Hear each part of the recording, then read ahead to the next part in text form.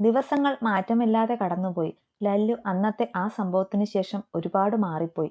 കല്ലു ആകെ തകർന്നു മരവിച്ചു. എല്ലാത്തിൽ നിന്നും ഒഴിഞ്ഞുമാറി ഒരുതരം പേടിയോടെ കഴിഞ്ഞു. നീണ്ട കൗൺസിലിംഗ്സ് ഒക്കെ കഴിഞ്ഞു അവൾ ഒന്ന് ഓക്കെയായി. പക്ഷേ അവളുടെ ആ അവസ്ഥയിൽ ലല്ലു അവൾക്ക് താങ്ങും തണലുമായി നിന്നു. പക്ഷേ അതിനുശേഷം ലല്ലു ആകെ മാറിപ്പോയി. സ്നേഹത്തോടെ പ്രണയത്തോടെ നോക്കിയിരുന്ന ലല്ലു ആ സംഭവത്തോടെ മരിച്ചു എന്ന് തന്നെ പറയാം. 4 ദിവസം രണ്ടുപേരും ഐസിയുവിൽ തന്നെയായിരുന്നു. അതിനുശേഷം സാഹചര്യങ്ങളുമായി ലല്ലു പൊരുത്തപ്പെട്ടു. പക്ഷേ കല്ലു ആ സാഹചര്യം മറികടക്കാൻ സമയം കുറച്ചധികമെടുത്തു എങ്കിലും ലല്ലു അവളെ കൈവിടാതെ ചേർത്തു നിർത്തിയിരുന്നു. വീട്ടിൽ വന്ന് ദിവസങ്ങൾ കഴിഞ്ഞപ്പോൾ അവന്റെ സ്വഭാവത്തിലും പ്രവൃത്തികളിലും മാറ്റം വന്നു. ലല്ലു രാവിലെ എങ്ങോട്ടോ പോകാൻ റെഡിയാകുന്നുണ്ട്. അവന്റെ അടുത്തേക്ക് കല്ലു വന്നു. കണ്ണേട്ടാ. ലല്ലു ഒന്ന് അമർത്തി മോളി. എന്നോട് എന്തെങ്കിലും ദേഷ്യമുണ്ടോ? കല്ലു ചെറിയ പേടിയോടെയാണ് ചോദിച്ചത്. അതെന്താ നീ അങ്ങനെ ചോദിച്ചത്? അവൻ ഫോണെടുത്ത് പോക്കറ്റിലേക്ക് വെച്ചുകൊണ്ട് ചോദിച്ചു. കണ്ണേട്ടൻ ഇപ്പോ എന്നോട് നേരെയൊന്നും മിണ്ടുന്നുകൂടിയില്ല. എന്തിന് എന്റെ മുഖത്ത് പോലും നോക്കുന്നില്ല. ഞാൻ നിങ്ങളുടെ ഭാര്യയാണെന്ന് മറക്കുന്നുണ്ട്, കല്ലു പറഞ്ഞു. അവളുടെ ശബ്ദം ചെറുതായി ഇടറി. നീ എന്താ ഉദ്ദേശിക്കുന്നത്? തെളിച്ചു പറയൂ, ലല്ലു കുറച്ചു ഉറക്കെ പറഞ്ഞു. ഞാൻ ഇനി ഇതിലും തെളിച്ച് എങ്ങനെയാണ് കണ്ണേട്ടാ പറയേണ്ടത്? നിങ്ങൾക്കെല്ലാം അറിയാമെന്നിട്ടും എന്നെ മനഃപൂർവ്വം ഒഴിവാക്കുകയാണ്, വേദനിപ്പിക്കുകയാണ്. ഒന്നെന്നെ സ്നേഹത്തോടെ ചേർത്ത് പിടിച്ചിട്ട് എന്തിന് എന്നോടൊന്ന് ചിരിച്ചിട്ട് എത്ര നാളായി? ഞാൻ എന്താ തെറ്റ് ചെയ്തത്? കല്ലു അവനെ നോക്കി ദേഷ്യത്തിലും സങ്കടത്തിലും ചോദിച്ചു. ലല്ലു ദേഷ്യത്തിൽ അവളെ നോക്കി. അവന്റെ നോട്ടം കൊണ്ട് കല്ലു ഒന്ന് ഭയന്നു. നിനക്കെന്താടി ഇവിടെ കുറവ്? കഴിക്കാൻ ആഹാരം, വസ്ത്രം, പഠിത്തം എല്ലാം നടക്കുന്നുണ്ടല്ലോ. നിന്നെ ഇവിടെ ആരെങ്കിലും എന്തെങ്കിലും പറഞ്ഞ് വേദനിപ്പിക്കുന്നോ? പിന്നെ എന്താ നിനക്കിവിടെ കുറവ്? ലല്ലു അവളെ പിടിച്ചു കുലുക്കിക്കൊണ്ട് അലറുവായിരുന്നു. ഇതൊക്കെയാണോ ഒരു ഭാര്യയ്ക്ക് ഭർത്താവ് നൽകേണ്ടത്? ഞാൻ അതാണോ ആവശ്യപ്പെട്ടത്? കല്ലുവിന് ദേഷ്യം വരാൻ തുടങ്ങിയിരുന്നു. പിന്നെ എന്താ, ഭാര്യയെ എടുത്ത് തലയിൽ വെച്ച് നടക്കണോ? അതോ എപ്പോഴും നിന്നെ കെട്ടിപ്പിടിച്ച് ഇവിടെ കയറി അടയിരിക്കണോ? കൂടുതലൊന്നും ഞാൻ പറയുന്നില്ല. ലല്ലു അവളെ നോക്കി കണ്ണുരുട്ടി. ഒരു ഭാര്യയ്ക്ക് അവളുടെ ഭർത്താവിന്റെ സ്നേഹം വേണം. അതിങ്ങനെ ചോദിച്ചു വാങ്ങേണ്ടി വരുന്ന എന്റെ അവസ്ഥ ഓർത്ത് എനിക്ക് എന്നോട് തന്നെ വെറുപ്പ് തോന്നുവാ. നിങ്ങൾ മുമ്പ് ഇങ്ങനെയൊന്നും ആയിരുന്നില്ല. എന്റെ കണ്ണ് നിറയ്ക്കില്ല, എന്നെ വേദനിപ്പിക്കില്ല എന്നൊക്കെ പറഞ്ഞിട്ട് എന്നെ ചേർത്ത് പിടിച്ച കണ്ണേട്ടനല്ല ഇപ്പോൾ എന്റെ മുന്നിൽ നിൽക്കുന്നത്, കല്ലു കരഞ്ഞുകൊണ്ട് പറഞ്ഞു.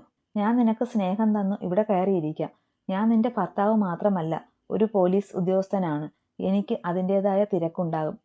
അതൊക്കെ മനസ്സിലാക്കാൻ ആദ്യം നീ പഠിക്ക്. പിന്നെ നിന്റെ കണ്ണേട്ടൻ, അത് മരിച്ചു കഴിഞ്ഞു. ഇത് ത്രിലോകാണ്, ലല്ലു ദേഷ്യത്തിൽ പറഞ്ഞു. കല്ലു കരഞ്ഞുകൊണ്ട് വന്നു അവന്റെ ഷർട്ടിൽ പിടിച്ചു.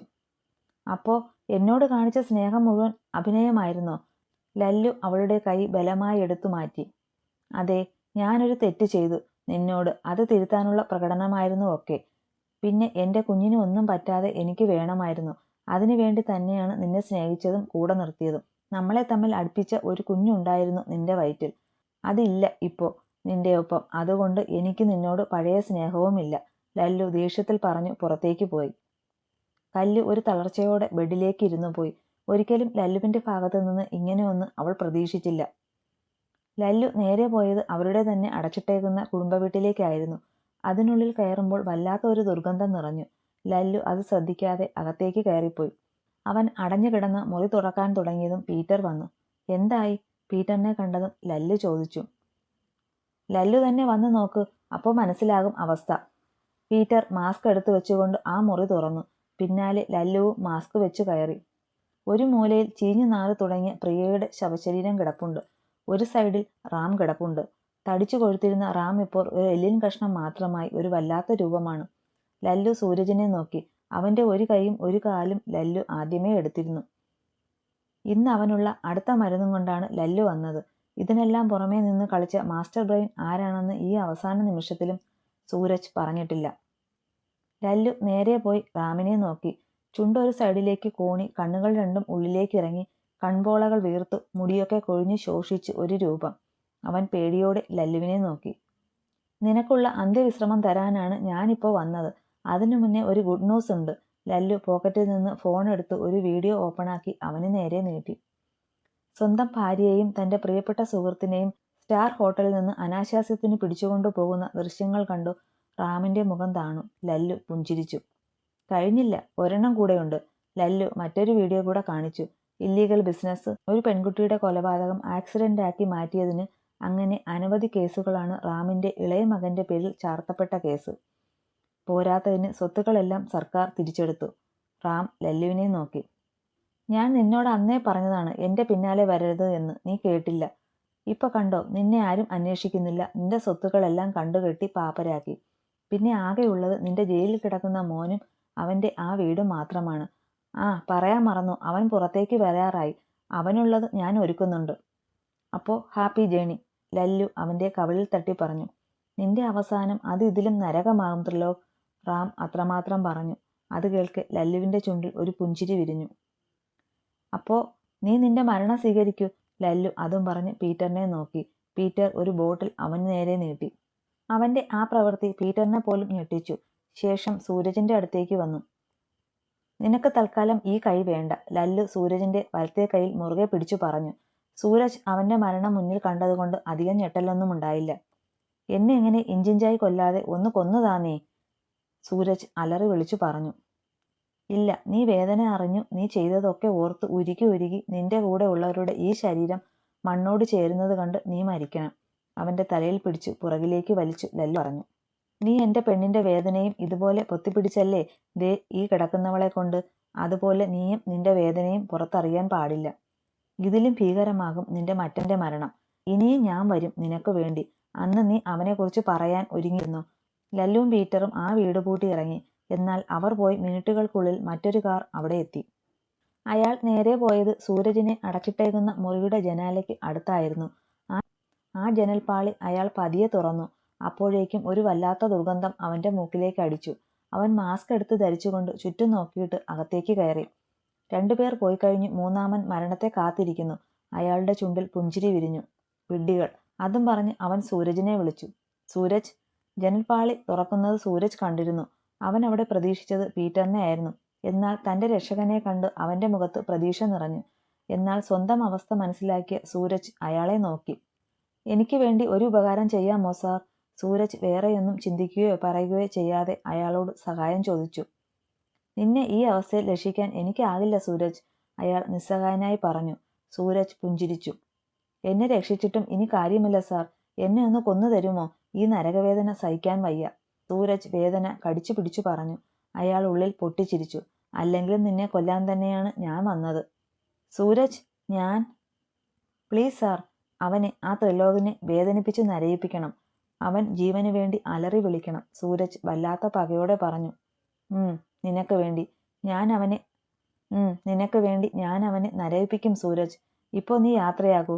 പിന്നാലെ അവനും അവന് പ്രിയപ്പെട്ടവർ ഒക്കെ വരും. അയാൾ ഉള്ളിൽ ചിരിച്ചുകൊണ്ട് പുറമേ സങ്കടത്തോടെ പറഞ്ഞുകൊണ്ട് അരയിലിരുന്ന തോക്കെടുത്ത് സൂരജിന്റെ നേർക്ക് കാഞ്ചി വലിച്ചു. സൂരജ് ഒരു നിലവിളിയോടെ പിടച്ചിലോടെ ഭൂമിയിൽ നിന്ന് യാത്രയായി. അങ്ങനെ എന്റെ ഒപ്പം നിന്നവരുടെയൊക്കെ മരണം കഴിഞ്ഞു. ഇനി അവൾ, അവന്റെ കുഞ്ഞിപ്പെങ്ങൾ തരുണി. പുറമേ എത്ര തന്നെ ദേഷ്യമുണ്ടെങ്കിലും നീ നിന്റെ കുഞ്ഞിപ്പെങ്ങൾക്ക് വേണ്ടി എന്തും ചെയ്യുമെന്ന് എനിക്ക് അറിയാൻ ത്രിലോക്. നീ സ്നേഹിക്കുന്നവരുടെ വേദന നിനക്കൊരിക്കലും കണ്ടു നിൽക്കാനാകില്ല. അത് തന്നെയാണ് നിന്റെ പോരായ്മയും, അവൻ സ്വയം പറഞ്ഞുകൊണ്ട് യാത്ര തുടർന്നു. ലല്ലു തിരിച്ചു വീട്ടിലെത്തുമ്പോൾ ഒരുപാട് വൈകിയിരുന്നു. പീറ്ററും ഒപ്പമുണ്ടായിരുന്നു. ലല്ലു.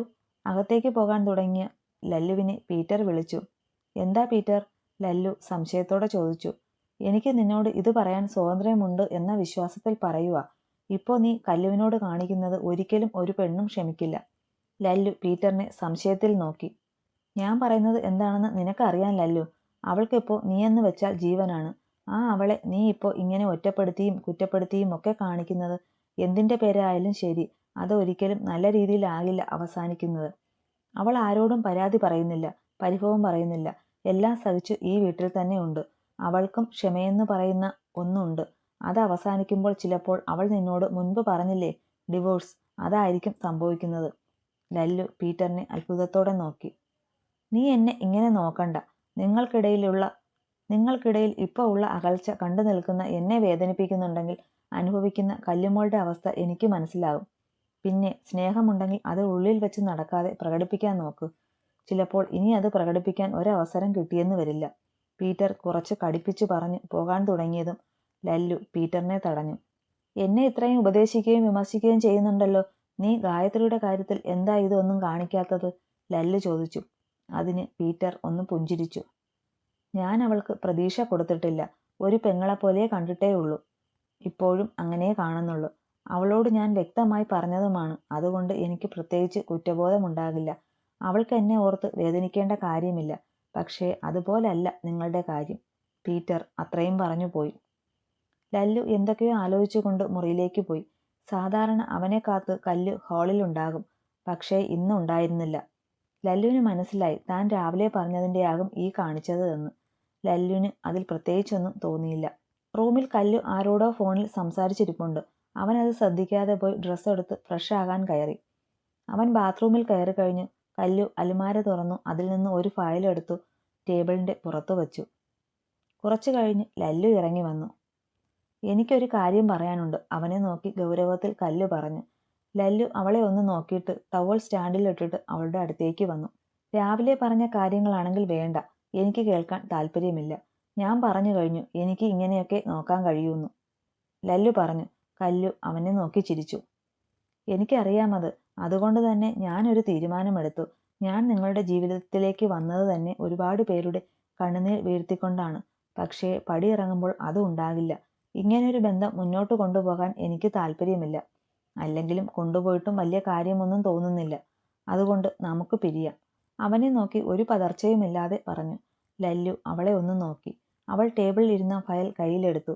അതിൽ നിന്ന് ഒരു പേപ്പർ എടുത്ത് അവന് നേരെ നീട്ടി. മ്യൂച്വൽ ഡിവോഴ്സ് പെറ്റീഷനാണ്. ഞാൻ അതിൽ സൈൻ ചെയ്തു കഴിഞ്ഞു. ഇനി നിങ്ങൾ കൂടെ സൈൻ ചെയ്താൽ ബന്ധങ്ങൾ എല്ലാം എന്നേക്കുമായി അവസാനിപ്പിക്കാം. പിന്നെ ഒരിക്കലും നിങ്ങളുടെ ജീവിതത്തിലോ നിങ്ങളുടെ മുന്നിലോ ഞാൻ വരില്ല. ലല്ലു അവൾ സംസാരിക്കുമ്പോൾ ആ പെറ്റീഷൻ വാങ്ങി വായിച്ചു നോക്കുമായിരുന്നു. ഒടുവിൽ അവൻ അതിൽ ഒപ്പിട്ട് അവൾക്ക് നേരെ നീട്ടി. ഇതോടെ എല്ലാം അവസാനിപ്പിച്ചു പൊയ്ക്കോണം, അവളെ നോക്കി കടുപ്പിച്ചു പറഞ്ഞിട്ട് ലല്ലു പോയി കിടന്നു. കല്ലു അവനെ അത്ഭുതത്തോടെയാണ് നോക്കിയത്. അവൻ അതിൽ ഒപ്പിടില്ല എന്നൊരു പ്രതീക്ഷ അവൾക്കുണ്ടായിരുന്നു. അത് അവസാനിച്ചു.